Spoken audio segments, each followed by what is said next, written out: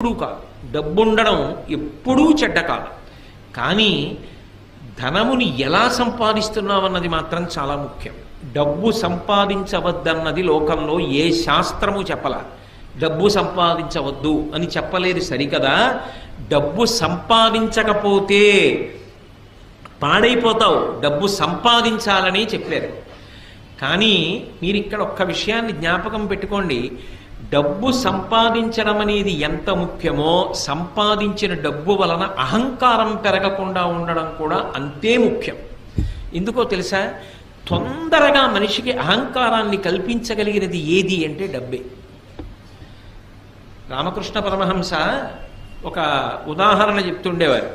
ఒక మహారాజు గారు భద్రగజం ఎక్కి వెళ్ళిపోతున్నాడు. ఆ కింద ఓ పెద్ద కన్నం ఉంది. ఆ కన్నంలో కప్ప ఒకటి ఉంది. ఆ కప్ప పైకొచ్చి కప్ప కాలెంతంటే ఎంత ఉంటుందండి? ఎంత పెద్ద కప్ప అయితే మాత్రం ఇంత ఉంటుంది. ఇంత పెద్ద కప్ప అయితే దాని కాలు ఇంత ఉంటుంది. అది ఏం చేసిందంటే, రాజుగారు ఏనుగెక్కి వస్తున్నాడు. ఎదురైన చౌతన మదకరీంద్రము డిగ్గికేలు తనసగి ఎక్కించుకొని అంటాడు అలసాని పెద్దనగారు. అలా ఏనుగు మీద వస్తున్నాడు. ఈ కప్ప కన్నంలోంచి బయటికి వచ్చి కాలెత్తింది. ఏయ్ ఏనుగా, పక్కకి పో, ఇక్కడ నేనున్నానని తెలీదా? ఇలా వస్తున్నావు?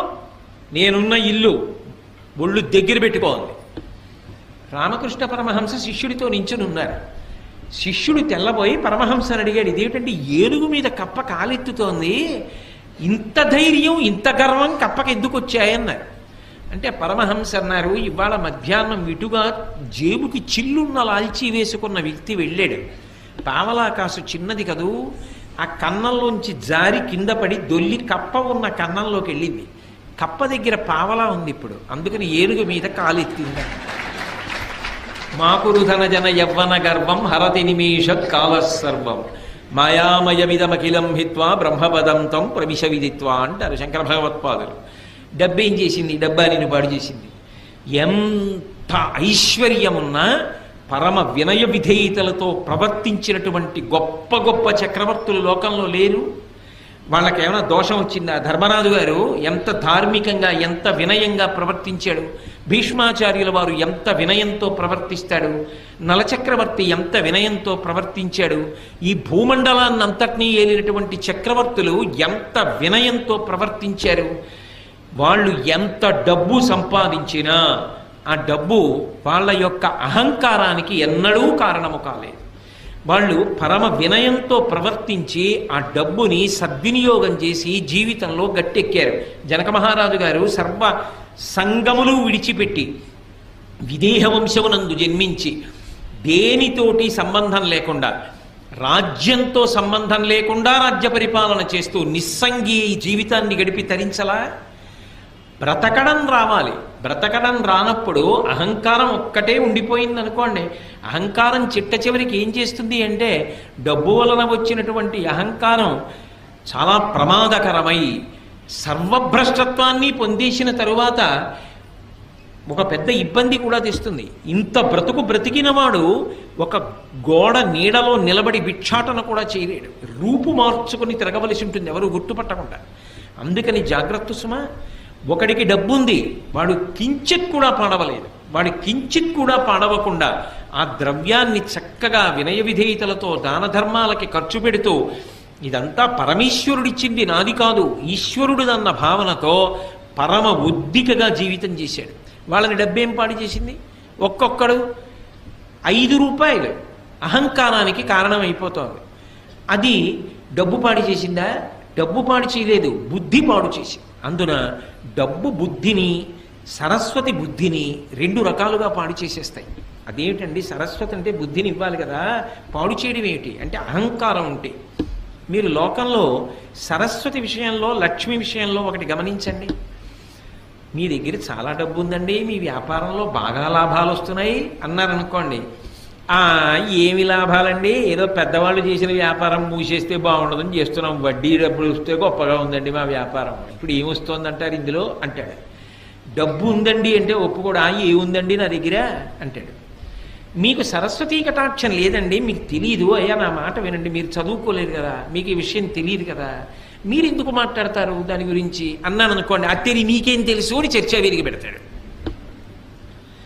సరస్వతీ కటాక్షం లేదురా అంటే ఒప్పుకోడు. లక్ష్మీ కటాక్షం ఉందిరా అంటే ఒప్పుకోడు. రెండిటితోటి ప్రమాదం. అసలు అది దాటాలంటే మనసుకి సంస్కారం ఉండాలి. శంకరాచార్యుల వారి కన్నా ప్రజ్ఞాశాలి సరస్వతీ కటాక్షం ఉన్నవాడు లోకంలో ఉన్నాడా? అటువంటి శంకరాచార్యుల వారు శంకరుడి దగ్గరికి వెళ్ళి అన్నారు, పశుమాం సర్వజ్ఞ ప్రథిత కృపయా పాలయ విభో అన్నారు. శంకరా, నేను పశువుని, నువ్వు పశుపతివి. నేను పాడైపోతే నిన్నంటారు. పశువుని కాపాడవలసిన వాడివి నువ్వు. కాబట్టి నీకు నాకు అనుబంధం ఏమి అంటే, నేను పశువుని, నువ్వు పశుపతివి. ఇది శంకరాచార్యులు వారు అనవలసిన మాట. స్మృతౌ శాస్త్రే వైద్యే శకున కవిత గానపణితౌ పురాణే మంత్రే వా స్తుతి నటన హాస్వేశ్వచితుర. నాకేమొచ్చు తండ్రి, నాకేం రాదు అన్నారు శంకరాచార్యుల వారు. ఎవరు? మహానుభావుడు అపరశంకరుడు, కైలాస శంకరుడు, కాలడి శంకరుడిగా భూమి మీద తిరిగారు. అటువంటి మహానుభావుడు ఆ మాట అన్నాడు. మనం దేనికి గర్వపడాలి? దేనికి అహంకరించాలి? ఒక్కొక్కసారి కొన్ని చాలా చమత్కారంగా ఉంటాయి. నేను విశాఖపట్నంలో చదువుకునే రోజుల్లో ఒకసారి అకస్మాత్తుగా వాకాటి పాండురంగారావు గారని మహానుభావుడు, చాలా గొప్ప వ్యక్తి, చాలా గొప్ప వ్యాసాలు రాసేవారు ఆయన మాకు కల్చరల్ హెరిటేజ్ ఆఫ్ ఇండియా అని, అది కంపల్సరీ పేపర్, అన్ని కోర్సుల వాళ్ళు చదవాలి. ఆ పేపర్ మాకు ఆయన వస్తుండేవారు వారానికి ఒకసారి. ఆయన పాఠం అంటే చెవి కోసుకునే వాళ్ళం, అంత బాగా మాట్లాడేవారు. ఆయన మాట్లాడుతూ వాట్ ఈజ్ ఎడ్యుకేషన్ అని అడిగారు. వాట్ ఈజ్ ఎడ్యుకేషన్ అంటే ఒక్కొక్కళ్ళు లేచి ఒక్కొక్కటి చెప్పారు. ఒక ఆయన మాత్రం లేచి చెప్పింది నాకు ఇప్పటికీ జ్ఞాపకం ఉండిపోయింది. ఆయన అన్నాడు, knowing that you are ignorant is education. నాకేమీ తెలియదని తెలుసుకోవడమే చదువుకోవడం. ఆయన సాధారణంగా పాఠం చెప్పేవాళ్ళు కొంచెం ఎత్తైన వేదిక మీద కదా నించుంటారు. ఆయన చేతిలో డస్టర్ టేబుల్ మీద పెట్టేసి కిందికి దిగొచ్చి ఆ చెప్పిన వాడిని గట్టిగా కౌగలించుకొని, చాలా బాగా చెప్పావోయ్ అన్నాడు. ఎవరు ఏమిటి మీకు అనవసరం, నాకు అనవసరం. నాకు మాత్రం పేర్లు గుర్తుంటాయా? ఎంతకని గుర్తుంటాయి? ఎప్పుడో చదువుకున్న చదువు. కాబట్టి నాకేమీ తెలియదని తెలుసుకోవడం చదువు. ఎందుకనంటే మీరు ఒకటి ఆలోచించండి, చాలా తెలుసు అన్నాడు అనుకోండి, ఆయన్నో గ్రంథాలయంలోకి తీసుకెళ్ళి నించోపెట్టి ఇందులో మీరు చదివినవక్కర్లేదు, ఇందులో ఉన్న పుస్తకాలు ఏవి చెప్పగలరా? అయితే ఎవరైనా చెప్పగలరా? ఒక గ్రంథాలయంలో ఎన్ని పుస్తకాలు ఉన్నాయో అవి ఏవేం పుస్తకాలో కూడా తెలియదు. అవన్నీ చదవడానికి, చదివిన జ్ఞాపకం పెట్టుకోవడానికి, జ్ఞాపకం పెట్టుకున్న జీర్ణం అవ్వడానికి ఎన్ని జన్మలు కావాలి? ఏం తెలుసునని తెలుసు అంటాం.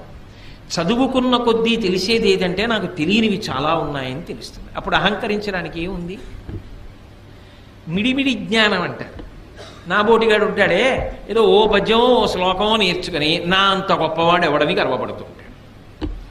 అది నిజమైన సరస్వతీ కటాక్షం కాదు. నిజమైన సరస్వతీ కటాక్షం ఉన్నవాడు నాకేం తెలుసండి, నాకేమొచ్చండి, మహాతల్లి పరదేవత ఆవిడ పలికించిందంతే, నేను చేసింది, నేను నేర్చుకున్నది, నేను సాధించినది ఏమీ లేదంటాడు.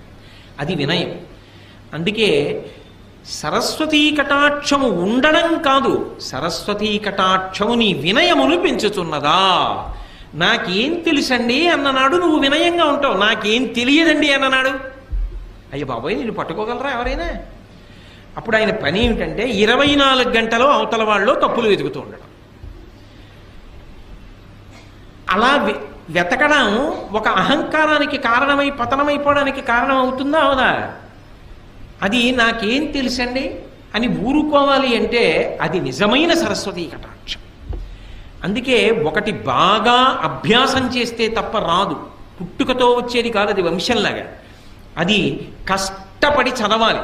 ఆయన బాగా చదువుకున్నవారు, ఎన్నో తెలుసున్నవారు అన్న పేరున్న నువ్వు త్రికరణ శుద్ధిగా, నోటి మాటగా కాదు, నేనేం చదువుకున్నానండి, నేనేం నేర్చుకున్నానండి, మహానుభావులు ఎంతమంది ఉన్నారు, వాళ్ళతో పోలిస్తే నా జీవితం ఏం గొప్పది అనగలగాలంటే నీకు ఎంతో వినయం ఉండాలి. అంత వినయం ఉంటే తప్ప నువ్వు ఆ మాట అనలేవు. అది ఉత్తముడికి గౌరవాన్ని పెంచింది, నడవడిని ఇంకా ఇంకా వృద్ధిలోకి తెచ్చింది.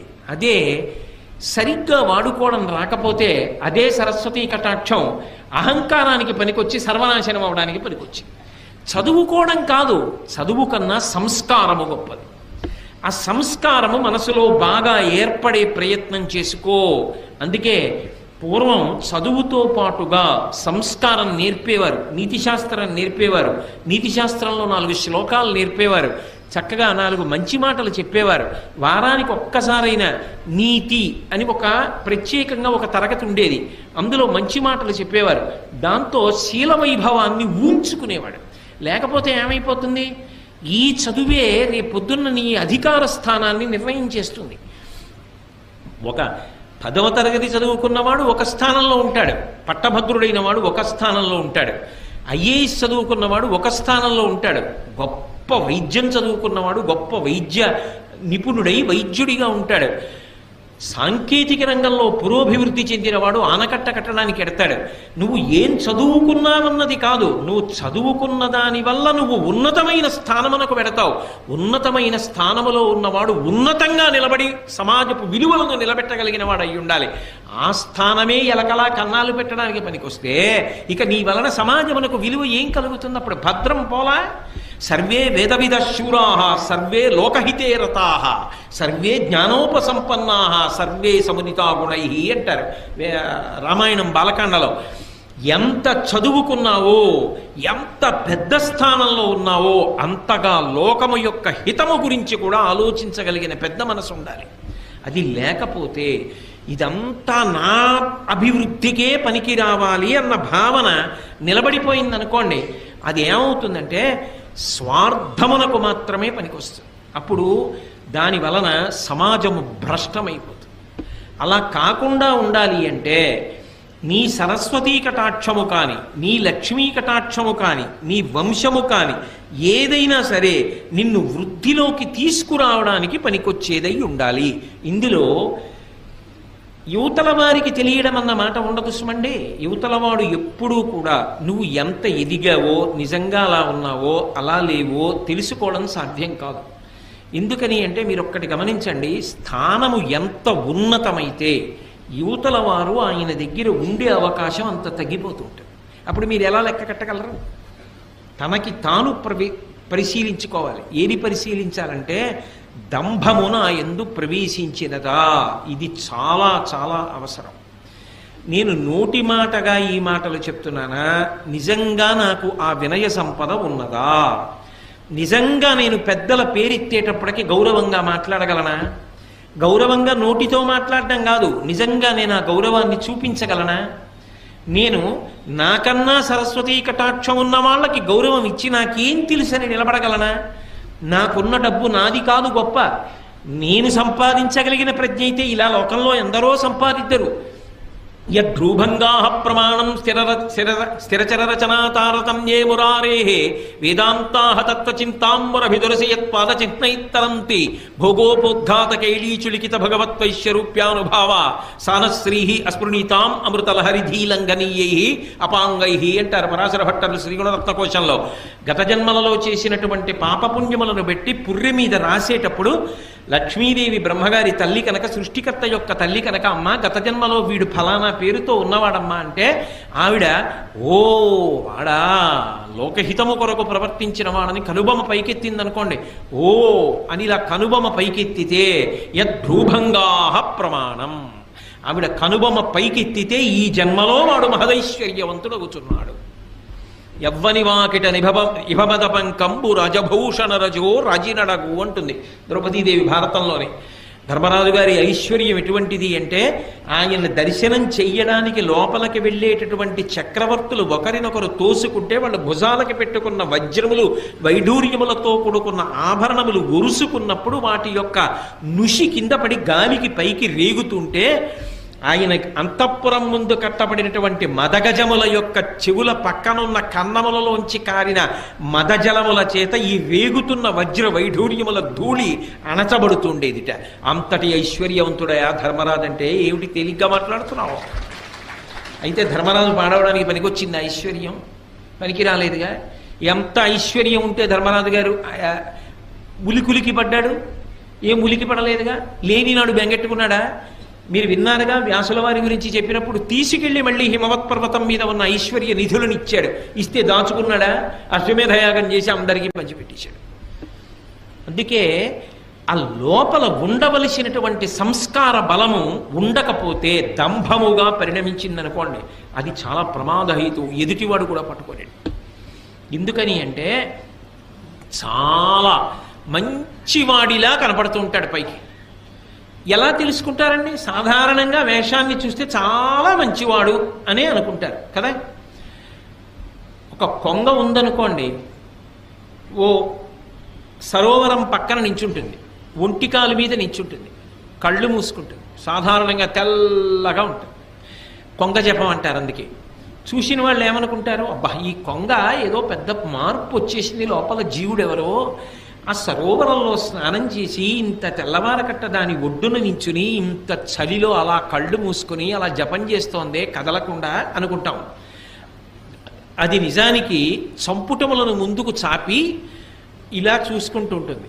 చేప నీళ్లలోంచి ఇలా వచ్చిందనుకోండి, చటుక్కున తిరిగి సంపుటములతో చేపని పట్టుకుని పైకి ఎగిరిపోయి తినేస్తుంది. నిలబడింది ఒంటికాల మీద, ఒళ్ళంతా తెలుపు, చూస్తే శుద్ధ సత్వస్వరూపంతో ఉన్నట్టుంది. లోపల ఏ చేపని పట్టుకుందామని ఆలోచన. దంభము అంటారు. పైకి కనపడినట్టు లోపల లేడు. ఎంత రంగు పట్టుబట్ట కట్టి, ఎంత గొప్పగా విభూతి పుండ్రాలు ఒళ్ళంతా పెట్టుకుని, ఎంతంత వేషాలు కట్టినా నీ లోపల బుద్ధులు మాననప్పుడు దంభం కాదు.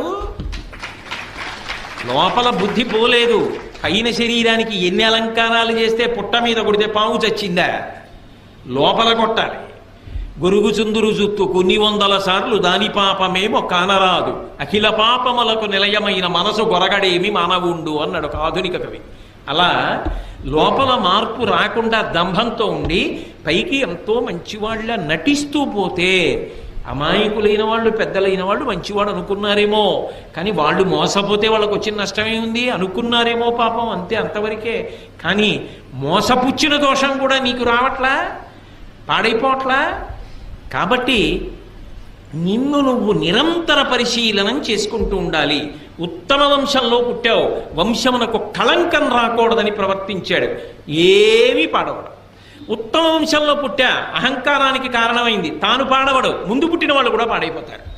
సరస్వతీ కటాక్షం ఉన్నది, ఏమి పాడవడు. ఆ సరస్వతీ కటాక్షం 10 మంది హితానికి పనికొచ్చిందనుకోండి, ఆవు గడ్డి తిని పాలిచ్చినట్టు తాను కష్టపడి చదువుకున్న శాస్త్రాన్ని 10 మందికి ఉదారంగా పంచిపెట్టేశాడనుకోండి, తాను శాశ్వతమైన కీర్తిని పొందుతాడు. నాకేం తెలుసు అని వినయంతో బ్రతికాడనుకోండి, భగవంతుని యొక్క అనుగ్రహానికి పాత్రుడవుతాడు. ఏదో కొంత తెలుసుకుని నాకన్నా తెలుసున్నవాడు లేడు అని అహంకారానికి పోయాడనుకోండి, 24 గంటలు చదువుకున్న చదువు అవతలవాడి యొక్క తప్పు పట్టడానికి పనికొచ్చింది. పనికొస్తే ఇప్పుడు ఆ చదువు స్వార్థంతో నిండిపోయింది. ఏదో ఒకటి ప్రతిఫలం లేకపోతే ఆయన చదువుకున్న చదువు వల్ల సమాజానికి ఉపయోగం ఉండదు. అప్పుడు ఏమవుతుంది, చాలా గొప్ప పడగ నాగుపాముది, దాని మీద మణి ఉంది. నాగుపాం పడగ మీద ఉన్న మణి ఎవరికైనా ఉపయోగపడుతుందా? వెళ్ళి తీసుకోగలరా? ఆయన ఎంత చదువు ఉంటే మాత్రం ఎవరికి ఉపయోగపడుతుంది? అవతల వాళ్ళలో తప్పులు ఎంచడానికి పనికొస్తుంది, ఇంకొకరిని చిన్నబుచ్చడానికి పనికొస్తుంది. అలా ఉండకూడదు కదా. చదువు అవతల వారు ఎంత చిన్నవాడైనా గౌరవించడానికి పనికి రావాలి. చాలా బాగా చెప్పావోయ్, చాలా బాగా మాట్లాడేవోయ్ అని పిల్లల్ని కూడా ప్రోత్సహించగలగాలి. శ్రీభాష్యం అప్పలాచార్య స్వామి వారు ఎవరైనా రామకథ చెప్తుంటే చెప్పబోయ్, రామాయణం ఎంతకాలం బ్రతికుంటుందో అంతకాలం మనుష్యత్వం బ్రతికుంటుంది నాయన అనేవారు. అంతేగాని నీకేం తెలుసు రామాయణం, నువ్వేం చెప్తావు రామాయణం అనలేదే. అందుకు మహానుభావుడు ఇప్పటికీ కూడా స్మరింపబడుతున్నారు ఆయన. సరస్వతీ కటాక్షం నీకు వినయం ఇచ్చిన నాడు ఏమి నిన్ను పాడు చేయదు, ఇంకా వృద్ధిలోకి వస్తావు. అహంకారం ఇచ్చిన నాడు పతనమైపోతావు. లక్ష్మీ కటాక్షము నీకు జన్మతః ఉండని, మధ్యలో కలిసి రాని, న్యాయార్జితంగా నీకు కలిసి వచ్చింది, అది నిన్నేం పాడు చేయదు. దాని పట్ల నీకు సంగము లేకుండా అది భగవంతుడి అనుగ్రహం అని నువ్వు నిలబడగలిగిన నాడు అది నిన్ను పాడు చేసేది కాదు. ఇదంతా నాదే అని అహంకారం అనకపోతే నువ్వు భ్రష్టమైపోతావు. ఆ డబ్బు నీ దగ్గర ఉన్నందుకు సమాజము భ్రష్టమైపోతుంది. కాబట్టి ఈ 3 ఉండడం తప్పు కాదు. పరిణతి లేని వాడి దగ్గర ఉండడం వల్ల వాడు పాడై మిగిలిన వాళ్ళని పాడు చేస్తాడు. అథవా మీరు తిప్పి ఆలోచించండి, ధృతరాష్ట్రుడైతే ఎలా అర్థం చేసుకోవాలి? అప్పుడు ఇవి ధర్మరాజు గారి దగ్గర ఉంటే ఏం చేశాయి? ఏం చేయలే. దుర్యోధనుడి దగ్గర ఉంటే ఏం చేస్తున్నాయి? సర్వనాశనం చేస్తున్నాయా? ఆ వంశంలో పుట్టబట్టి కదూ నేను యువరాజుని, నాకే రాజ్యం కావాలి, ధర్మరాజు ఉండకూడదు అని విపరీత బుద్ధులు పుట్టాయి. అదే వంశంలో పుట్టిన ధర్మరాజు గారైతే జూదంలో ఓడిపోయాను, ధర్మానికి కట్టుబడి అరణ్యవాసానికి వెళ్ళిపోయాడు. అది మాయాజూదం అని తెలుసున్నా కూడా ధర్మము చేత కట్టుబడిన వాడు వంశగౌరవాన్ని నిలబెట్టడానికి వెళ్ళిపోయాడు. ధర్మమునకు కట్టుబడకుండా వంశమునందు పుట్టినవాడు వంశభ్రష్టత్వానికి కారణమయ్యాడు. సరస్వతీ కటాక్షమున్న వ్యాసుడు లోకహితానికి పనికొచ్చాడు. కించిత్ సరస్వతీ కటాక్షమున్న అహంకారం కలిగిన వాళ్ళు భ్రష్టులైపోతారు. అర్జునుడి కన్నా ఏ విలువిద్య తెలుసని, నా దగ్గర విలువిద్యుంది, నా దగ్గర విలువిద్యుంది, అర్జునుడిని మట్టు పెట్టేస్తానని బయలుదేరిన కర్ణుడి చివరికి దుర్యోధనుని కూడా నాశనం చేశాడు కదా. ధనము అంతే కదా. కాబట్టి ఉండడం తప్పు కాదు, నీ మనసుకి పరిణితి లేకుండా అవి నీ దగ్గర ఉంటే పాడు చేస్తాయి. పరిణితి ఉంటే ఈ మూడు నిన్ను ఉద్ధరణ వైపుకి తీసుకెడతాయి. ఇది బాగా జ్ఞాపకం పెట్టుకోవలసిన విషయం సుమా. కాబట్టి నీకు ఇవి కలిగిన అహంకారమును పొందవద్దు. అవి నీ ఆరోగ్యవంతమైన భయమునకు కారణమై నువ్వు మరింత బాగా బ్రతకడానికి హేతువులు కావాలి. కాబట్టి ధనమును, విద్యయు, వంశంబును దుర్మతలకు మదం బొనరించును.